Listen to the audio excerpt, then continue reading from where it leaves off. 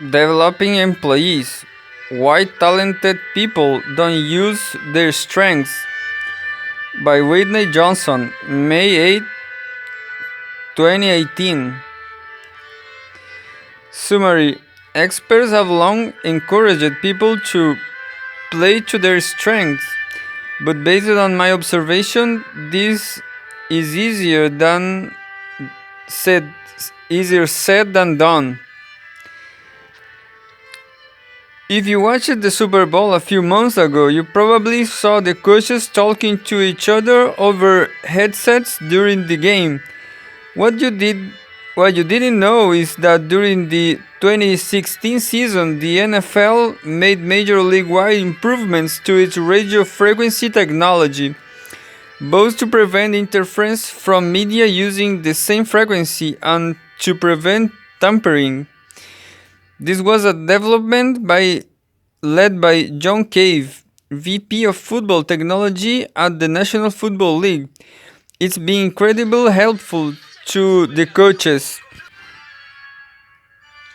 but it might never have been built, or at least Cave would have built it, that it not been for his boss, Michelle McKenna Doyle, CEO of the NFL.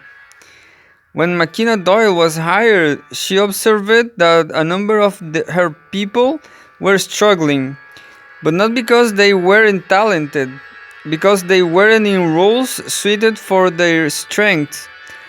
After doing a deep analysis, she started having people switch jobs.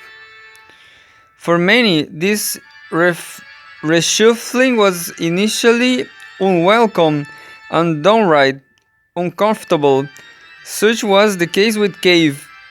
Cave had the talent to create products and build things, but he didn't have time to do it because he had the big job of system development, including enterprise systems.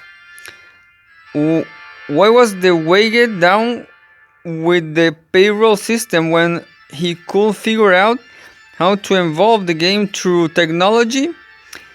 McKenna Doyle asked, as she later explained to me, she envisioned a better role for his distinctive strengths.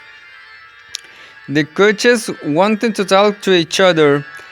The technology didn't exist. She tasked Cave with creating it. At first, she was concerned because his overall span was shrinking. Just trust me, I said. You are going to be a great innovator, and he is. Experts have long encouraged people to play to their strengths. And why wouldn't we want to flex our strongest muscle? But based on my observations, this is easier said than done. Not because it's hard to identify what we are good at, but because we often undervalue what we inherently do well. Often our superpowers are things we do effortlessly, almost reflexively, like breathing. When a boss identifies these talents and asks you to do something that uses your superpower, you may think, but that's so easy, it's too easy. It may feel that your boss doesn't trust you to take on a more challenging assignment or otherwise doesn't value you because you don't value your innate talent as much as you do the skills that have been hard won. As a leader, the challenge is not only to spot talent but also to convince your people that that you value their talents and that they should too. This is how you start to build a team of employees who bring their superpowers to work. Begin by identify the strengths of each member of your team. Some of my go-to questions are: what exasperates you? This can be a sign of a skill that comes easily to you, so much so that you get frustrated when it doesn't to others. I'm weirdly good at remembering names, for example, and often get annoyed with others who don't. I have a terrible sense of direction, however, and probably irritate other people who intrinsically sense which way is north. What compliments do you dismiss? When we are inherently good at something, we tend to downplay it. Oh, it was nothing, we said. And maybe it was nothing to us, but it means something to other person, which is why they're thanking you. Notice these moments. They can point to strengths that you underrate in yourself but are valued to others. What do you think about when you have nothing to think about? Mulling over something is a sign that it matters to you. Your brain can help but come back to it. If it matters to you that much, maybe you're good at it. In group settings, I will also ask people why they hire so and so. What that person's genius is. Rarely is this a skill listed on their resume. When people bring up new ideas, you can ask them, will this leverage what do you well? Are you doing work that draws on your strengths? Are we taking on projects that make the most of your strengths?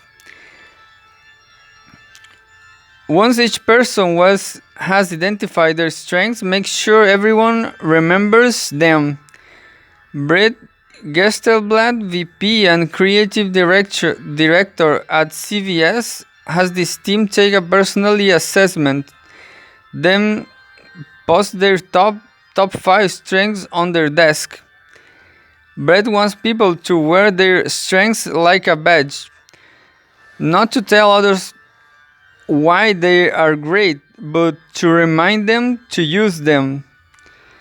Diana Newton Anderson, an entrepreneur turned social good activist, shares a story of her colleague, basketball coach, who had her team take shots from different places on the court, the key, the elbow, the paint.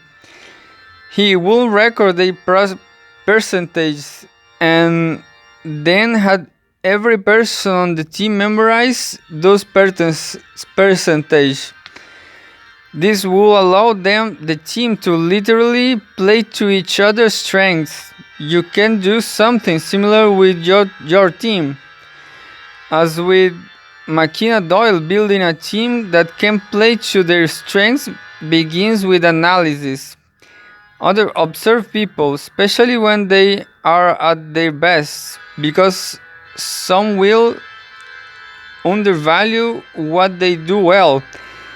It may be up to you to place a value on what they do best.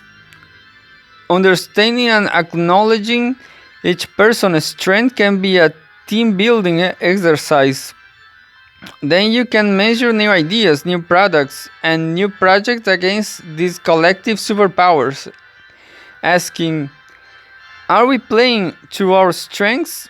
When people feel strong, they are willing to venture into new territory or play where others are not, and to consider ideas which there isn't yet a market.